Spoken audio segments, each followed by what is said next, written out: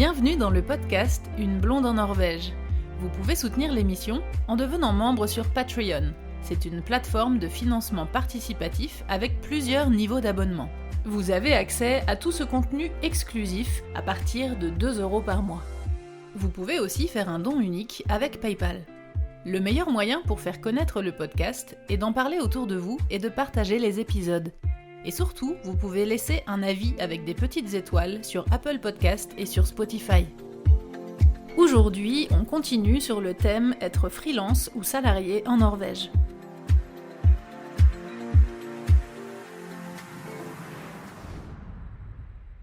Un autre point à prendre en considération concernant la gestion de ce statut de freelance, qui moi j'avoue là à la fin, je dis à la fin parce que là je considère que je n'y suis plus puisque là je suis salariée pendant 1 an, j'en avais vraiment marre. C'est que du coup vous envoyez des factures et vous attendez que les gens vous payent, sauf que je suis très rarement critique sur la Norvège, que ce soit sur le site, que ce soit sur les réseaux sociaux ou dans le podcast. Je parle quand même plutôt très souvent positivement de la Norvège, sans vouloir occulter ce qui est négatif. C'est juste que effectivement, je pense qu'il y a peu de choses qui sont négatives, même s'il y en a. Mais une des choses qui pour moi est négative, c'est que globalement quand même, je trouve, peut-être que certains d'entre vous ne seront pas du tout d'accord avec moi, mais je trouve que les Norvégiens sont des mauvais payeurs. Plusieurs raisons à ça, je pense. La première, c'est que c'est pas, c'est pas qu'ils essayent d'arnaquer ou qu'ils veulent pas payer, c'est que en Norvège, beaucoup de choses sont en prélèvement automatique. Quand je dis beaucoup, c'est super rare maintenant de recevoir une facture et de devoir la payer en fait.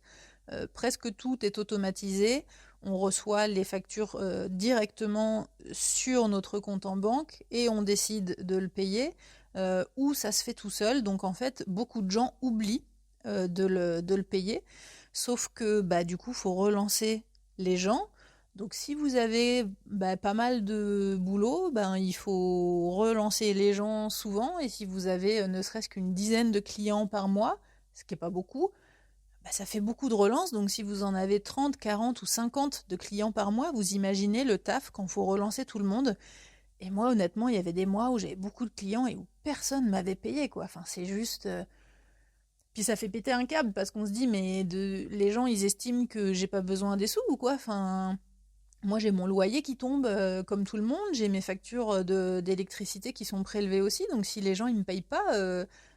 du coup, j'ai pas l'argent, quoi. Et il y a un truc qui est très embêtant, qui m'est arrivé plusieurs fois, c'est que moi, j'utilise un système en ligne pour éditer mes factures. Ce que je vous recommande, de ne pas faire vos factures comme ça vous-même en PDF sans une mise en page officielle. Moi, j'utilise un service qui s'appelle Conta.no. Qui est gratuit au début et puis payant après, mais c'est un des services les moins chers et qui est vraiment assez pratique, qui est assez intuitif, qui n'est pas compliqué à utiliser. Et il existe donc en Norvège un système de relance de factures qui s'appelle Puring. Simplement, c'est majoré un petit peu, je ne sais plus de combien de pourcents, mais il y a une petite majoration du fait qu'on a oublié de payer la première facture. Et moi, ça ne m'est arrivé que 2 fois, en fait, d'utiliser ces Puring. Donc, ça se passe dans le logiciel de compta. Sauf que ce qui m'est arrivé, c'est que j'ai envoyé le Puring à la personne en lui disant, voilà, t'as pas payé la facture la première fois, donc maintenant, c'est un petit peu plus. Et en fait, la personne, elle a fait genre, elle a pas reçu le Puring et elle m'a payé, mais la première facture. Du coup, c'était pas la bonne somme. Sauf que le Puring... Moi, comme je l'ai édité avec un service de compta officiel et que c'est relié à mon compte en banque et à mon comptable, moi, ma trésorerie attendait que la facture soit de la somme majorée, en fait, et pas de la première somme. Donc, du coup, ça m'a fait un trou de compta, ça m'a fait une erreur dans mes calculs, et la personne, elle me devait la différence, en fait. C'est compliqué, du coup. C'est pas que c'est compliqué, mais c'est du taf, quoi. Vous imaginez, si vous avez, encore une fois, 50 clients par mois et que vous devez gérer ça, le temps de gestion, déjà entre le temps d'édition des factures, le temps de compta, le temps pour copier les tickets, le temps de... bah, c'est vraiment du gros taf. Par rapport à la rédaction de mes statuts dans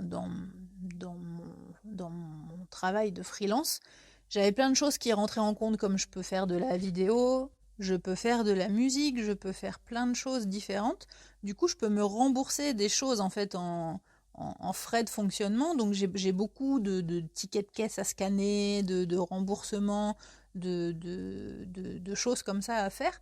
Donc ça, plus faire son résumé tous les mois ou tous les 2 mois pour envoyer au comptable, plus la gestion des clients, plus la recherche de clients, parce que si vous êtes freelance, eh ben, au début, il faut démarcher, il faut essayer de développer son business, donc on crée un site internet, on est sur les réseaux sociaux, et en fait, mais c'est un truc de ouf, ça prend 200% du temps, ça prend un temps de malade, et puis ben, on gagne pas grand-chose, quoi. Je vais pas rentrer trop dans les détails parce que c'est pas mon métier, je suis pas comptable, mais comme je le fais depuis 7 ans, je peux vous donner quelques conseils, en tout cas vous expliquer comment ça marche, parce que vous avez été plusieurs à vous interroger sur comment ça fonctionne pour se payer quand on se met en freelance. Est-ce qu'on se verse des salaires? Comment ça marche?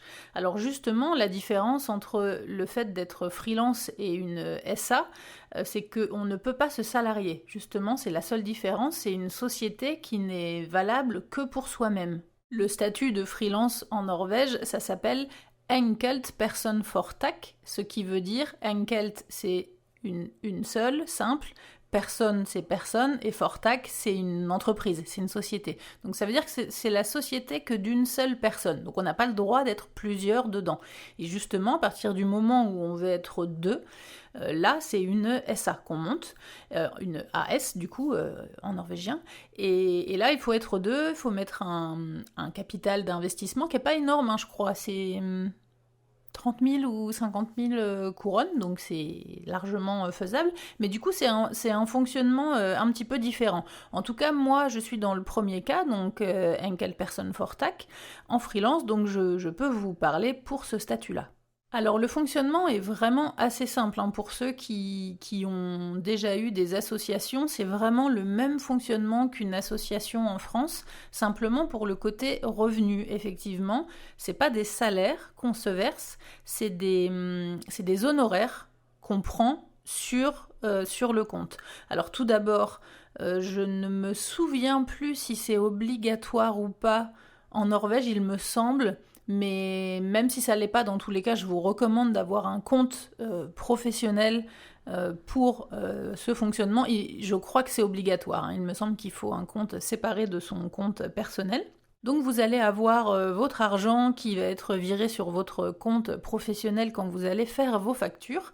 Et donc pour utiliser cet argent, vous avez deux solutions. Vous pouvez vous rembourser des choses qui rentrent dans votre statut, donc tous les frais de fonctionnement. Vous pouvez vous rembourser le papier que vous utilisez, l'encre pour imprimer des choses. Moi par exemple, je travaille en audiovisuel, donc je peux me rembourser du matériel, donc je peux m'acheter soit directement du matériel avec ce compte-là, soit je m'achète le matériel avec mon compte privé et ensuite je me rembourse. Pour avoir un petit peu moins de frais de banque, moi j'ai fait le choix de ne pas avoir de carte de crédit pour mon compte professionnel parce que je m'en sers très peu, en fait je me rembourse des choses, mais quand je veux m'acheter justement du matériel, je suis du coup obligée de l'acheter avec mon compte privé et de me le rembourser avec mon compte pro, parce que je ne peux pas acheter sur internet ou en magasin directement avec mon compte professionnel, puisque je n'ai pas de carte de crédit. Donc je pourrais faire des virements, mais je ne peux pas acheter puisque je n'ai pas de carte de crédit. Et si vous n'avez pas besoin d'utiliser votre carte beaucoup, je vous recommande de faire ça, parce que ça fait des frais en moins quand même. On peut quand même utiliser pas mal d'argent, mais si on ne veut pas acheter des choses et qu'on veut se verser de l'argent parce qu'on a son loyer à payer, etc., là, on se fait des virements qui s'appellent privat, donc privé. Donc simplement, on se fait un virement de son compte pro à son compte personnel, et dans les petites infos du virement, on marque privat, et il faut qu'on fasse une feuille de compta pour dire la somme qu'on a prise. Et cette somme-là sera, en termes d'imposition, considérée comme du salaire. Alors que les choses que vous vous remboursez ne sont pas imposées de la même façon sur la fiche d'impôt quand vous faites votre bilan annuel. Donc c'est pas forcément très compliqué à gérer, mais en termes de bilan annuel, dans quelle ligne mettre les choses et tout ça, moi j'ai jamais voulu m'y intéresser parce que je passais vraiment déjà trop de temps à gérer la société. Donc c'est pour ça que j'ai voulu faire appel à un comptable, mais je sais qu'il existe des formations qui sont soit gratuites, soit vraiment pas très chères si vous voulez faire ça vous-même. Donc c'est possible, en tout cas, si vous avez une petite société au début. Je sais qu'il y a plein de gens qui n'ont pas de comptable, qui font ça eux-mêmes, donc c'est possible aussi. Simplement, nous, avec mon compagnon, quand on est arrivé, qu'on avait tous les deux une société comme ça, on avait peur de mal faire, de faire des erreurs et d'avoir des amendes après, etc. Enfin, bon, du coup, on avait pris un comptable vraiment pour ce côté un petit peu en sécurité, quoi. Pour ceux qui se demandent si vous travaillez chez vous, est-ce que vous pouvez vous rembourser votre loyer? Alors non, évidemment, sinon ce serait trop simple. Il y a plusieurs choses qui rentrent en considération, mais je crois que la chose principale, c'est qu'il faut avoir un contrat de location du coup d'un autre logement avec lequel il y a une autre entrée. Il faut qu'il y ait une entrée séparée dans l'endroit où vous allez travailler pour pouvoir vous le rembourser comme un loyer. Si c'est une pièce qui est dans votre habitation principale, vous n'avez pas le droit de vous rembourser ça comme un loyer. Et ensuite, si vous vous déplacez beaucoup par rapport à la voiture, ça dépend de votre métier, mais vous pouvez avoir une assurance qui va vous coûter moins cher. Donc c'est toutes les plaques vertes qu'on voit en Norvège. Ça veut dire que c'est des véhicules de fonction. Et du coup, vous avez une assurance qui vous coûte un petit peu moins cher. Je crois qu'il y a des tarifs aussi pour genre les révisions, les contrôles techniques, etc.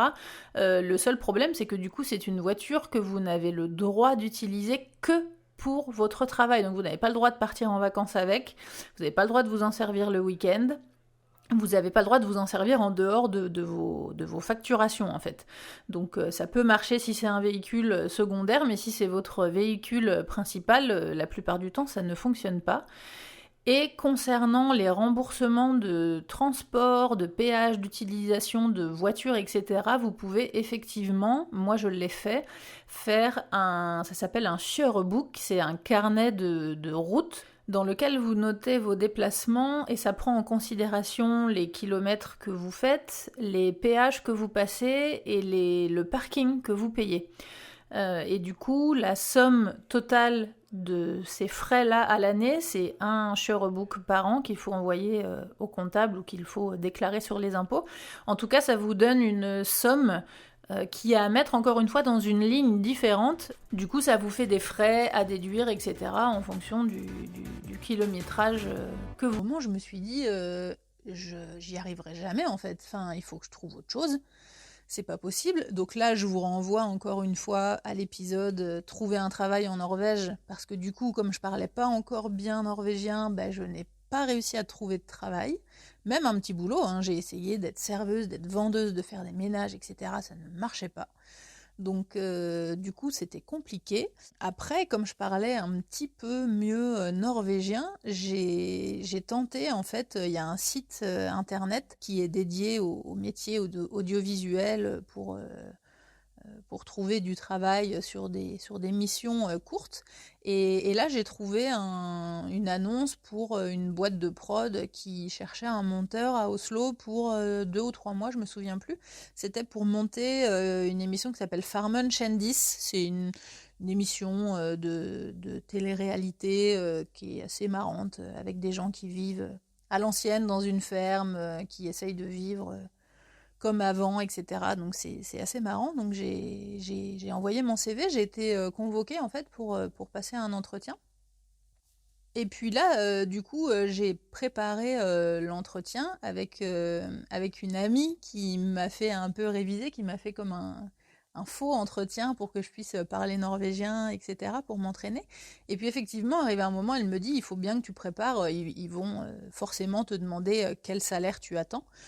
Donc il faut que tu sois un petit peu prête à cette question.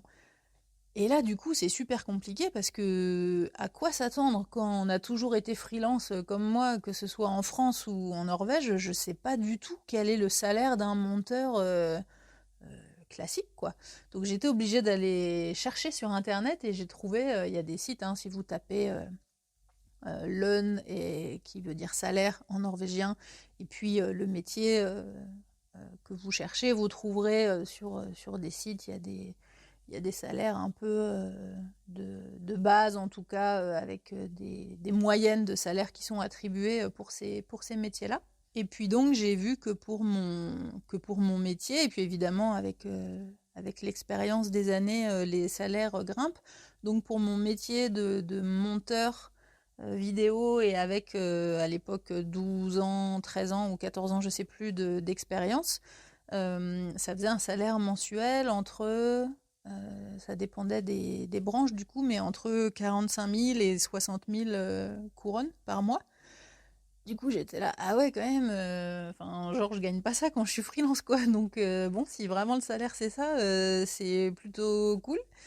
Mais je savais pas du tout à quoi m'attendre. Et effectivement, quand je suis allée à cet entretien, qui s'est très bien passé, hein, d'ailleurs, bah évidemment, à un moment, ils m'ont dit comment tu fonctionnes, toi, parce qu'eux, ils bossent beaucoup avec des freelances. Est-ce que tu préfères facturer ou est-ce que tu préfères être salarié? Et comme c'était un moment où j'en avais vraiment ras-le-bol de faire des factures, de ne pas être payé, etc., j'ai dit que je préférais être salarié si c'était OK pour eux. Et puis je leur ai un peu coupé court du coup, et j'ai demandé quel était le salaire. Et effectivement, c'était ce salaire-là, c'était 48 000 couronnes par mois. Brut, hein, évidemment, ce qui était plutôt cool. Enfin, j'avais jamais gagné ça de ma vie, hein. En France, en tant qu'intermittente, je gagnais pas ça, ni brut ni net. Donc, bah, du coup, c'était cool. Je suis repartie avec un peu des étoiles dans les yeux, en me disant, bah, dis donc, si j'ai le job, c'est cool, c'est que pour 2 mois, mais 2 ou 3 mois, mais ça va faire du bien dans les finances. Et puis effectivement, ils m'ont rappelé, mon profil les intéressait, donc j'ai été prise. Et ils avaient juste un petit peu peur, effectivement, par rapport à la langue, parce que c'est le genre de travail où, en fait, j'étais toute seule, je devais monter toute seule. Et puis, on était peut-être 10 monteurs, en fait, dans des salles différentes, les unes à côté des autres. Et il y avait un rédacteur en chef qui passait dans les salles pour voir et puis nous guider, nous dire, ah ouais, là c'est bien, mais là, tu vois, fais attention, fais un peu plus comme ci ou comme ça. Mais en gros, on était libre de monter les trucs tout seul. Donc ils avaient un petit peu peur par rapport à la langue, de savoir comment j'allais gérer le truc. Donc ils m'ont dit, ce qu'on va faire, c'est qu'on va faire 3 semaines de test, puis on verra après ça. Donc même si après les 3 semaines de test, ça le fait pas et que tu continues pas, évidemment, tu seras payé. Mais voilà, donc j'ai fait 3 semaines de test et puis ça s'est très bien passé, j'ai bien réussi, je parlais bien et tout, enfin je comprenais bien. Donc du coup j'ai fait 3 mois, en fait, j'ai fait les 3 mois là-bas. Et au niveau salaire, ça fait du bien, quoi. Quand on a le salaire qui tombe tout seul, sans qu'on ait à faire de facture, que ça tombe à date fixe, qu'il n'y a rien à gérer, eh ben ça fait du bien. C'est une sensation simple, c'est bête, hein, pour ceux qui m'écoutent et qui ont toujours à l'inverse été salariés et qui ont peut-être envie de se lancer dans le freelance parce qu'ils en ont marre d'être salariés, parce qu'il y a des inconvénients aussi à être salarié, évidemment. Mais pour moi, c'était une sensation assez agréable, en fait, de pas avoir à courir après mon salaire et pas avoir à justifier que j'ai besoin de cet argent parce que voilà, la facture je l'ai envoyée il y a 2 mois et que j'ai besoin d'être payée, quoi. Ça a été mon premier pas dans le salariat en Norvège et je dois avouer que ça fait envie, quoi. Ça fait un peu envie. Je vais revenir après sur le reste des avantages, selon moi, à être salarié en Norvège. Mais je continue un petit peu dans la liste des inconvénients quand on est freelance. Et il y en a une à laquelle j'avais pas pensé parce que je pensais pas que je serais confrontée à cette situation. Mais finalement, quand on travaille dans l'artistique ou dans le culturel, eh bien, c'est quelque chose auquel on est souvent confronté, c'est quand on facture à des pays différents et notamment en France.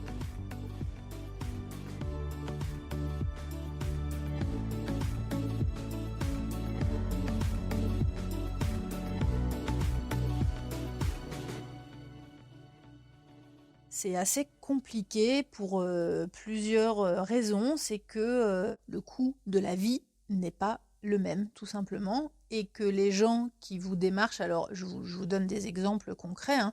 Par exemple, moi j'étais appelée par des productions pour mon travail de fixeuse. Donc fixeuse, c'est je suis assistante de production quand il y a des émissions de télé françaises qui viennent tourner un documentaire en Norvège, par exemple. Bah, eux, ils connaissent pas bien la Norvège, ils parlent pas la langue, ils parlent peut-être pas bien anglais des fois, il y en a beaucoup. Ils savent pas comment ça se passe au niveau de la logistique et tout, donc ils ont besoin de quelqu'un pour les aider à organiser le tournage qui va avoir lieu sur place et qui ont besoin de quelqu'un pour les aider à trouver les gens qui vont intervenir dans le documentaire. Donc voilà, en gros, mon travail de fixeuse, c'était ça. Je dis c'était parce que depuis le début de la pandémie, j'en ai pas eu. Mais donc, le problème, c'est que quand j'étais en relation avec ces prods-là, en gros, elles me demandaient quels étaient mes tarifs à la journée, du coup, parce que c'était sur des périodes de 15 jours, 3 semaines, 1 mois, 2 mois, 3 mois, quelquefois, quand j'ai travaillé pour France Télévisions, pour Faut pas rêver, c'était un gros projet. Au total, j'ai presque travaillé 1 an pour eux, donc évidemment, c'était pas du salariat, c'était du forfait. Mais voilà, c'est ces 2 choses-là qui sont compliquées. C'est que si on vous demande votre tarif à la journée pour quelque chose qui est correct en Norvège, pour la France, c'est cher. Moi, si je demande à être payé 2500 ou 3500 couronnes, par exemple, ou 3000, entre 2500 et 3500 couronnes par jour, ce qui est un tarif plutôt correct pour du freelance en Norvège, ça fait du 350 € par jour. Pour la France, c'est énorme. Il y a très peu de prods qui peuvent payer ça. Donc le problème, c'est qu'ils vont tirer vers le bas, sauf que le truc sur lequel il ne faut pas que vous vous fassiez avoir, c'est qu'il faut bien leur dire, mais attendez, vous me salariez ou je facture? Parce que si vous me salariez, moi, je veux bien qu'on parte sur un salaire de 200 € par exemple, brut. Donc net, il va rester, je sais pas, 160, 150 €. Mais là, c'est moi qui facture. Donc, c'est moi qui travaille pour éditer la facture. C'est moi qui paye les impôts. C'est moi qui paye le comptable. Donc, moi, net, je ne touche que, en gros, presque que 50% de la somme. Donc, je peux pas partir sur une journée à 170 € pour gagner. Je peux pas gagner 50 balles par jour, c'est pas possible. Je suis pas en France, moi, je suis en Norvège. Je vis pas, même pour un tarif parisien, c'est très peu. Donc en fait, il faut bien que ils savent, hein, les prods le savent, les gens le savent, les productions le savent, mais ils tentent quoi, hein. Ils tentent de tirer vers le bas. Mais là, il faut bien que vous expliquiez que non, c'est pas ces tarifs-là en Norvège, que eux, ils ont l'habitude. Et c'est ça le problème que moi j'ai eu beaucoup avec les prods, c'est que les prods ont l'habitude d'aller dans des pays où la plupart du temps c'est moins cher qu'en France. Donc en fait, eux, ils proposent des fois des tarifs aux gens où les gens se disent « Oh là là, la vache, c'est super bien payé ». S'ils vont dans des pays du tiers-monde, etc., bah, du coup, les tarifs, évidemment, sont pas les mêmes. Mais c'est ça le problème avec la Norvège, c'est que tout est plus cher. Donc c'est compliqué. Le deuxième point sur lequel c'était compliqué pour moi, c'est que là, ce tarif à la journée, ça marchait pour pour la partie du boulot où j'étais avec l'équipe sur le tournage, donc quand l'équipe était sur place. Mais pour tout le côté préparation avant, on ne peut pas vraiment travailler en journée parce que quelquefois c'est que des coups de fil ou des mails, puis il faut attendre les réponses, etc. Donc je ne peux pas leur facturer une journée si au final j'ai envoyé que 3 mails. Donc souvent c'est au forfait. Et ça, il y a plein d'autres métiers hein, pour lesquels ça marche au forfait. Et ça, c'est un gros piège. On n'a pas le choix. Hein, ça marche comme ça, mais il faut vraiment faire attention. Parce que moi, ça m'est arrivé de partir sur un forfait de, je sais pas, 1 semaine, par exemple. Et puis, les mails que j'avais envoyés pendant cette semaine, j'ai eu des réponses et des retours que la semaine d'après. Donc du coup, j'ai fait suivre ces mails-là à la production, mais ça a relancé une discussion. Ils m'ont rappelé, ils m'ont dit est-ce que tu peux faire ci, tu peux faire ça. Je fais ouais, mais non, en fait, parce que la semaine de forfait, elle est finie là. Donc moi, je veux bien continuer à travailler, mais si je retravaille, faut me repayer en fait. Du coup, ils vont dire bah non, parce que nous, on n'a plus de budget. Donc, enfin, vous voyez l'idée quoi. C'est assez compliqué à gérer, en tout cas quand on travaille avec la France depuis la Norvège pour plein de corps de métiers différents parce que les tarifs sont pas les mêmes, quoi.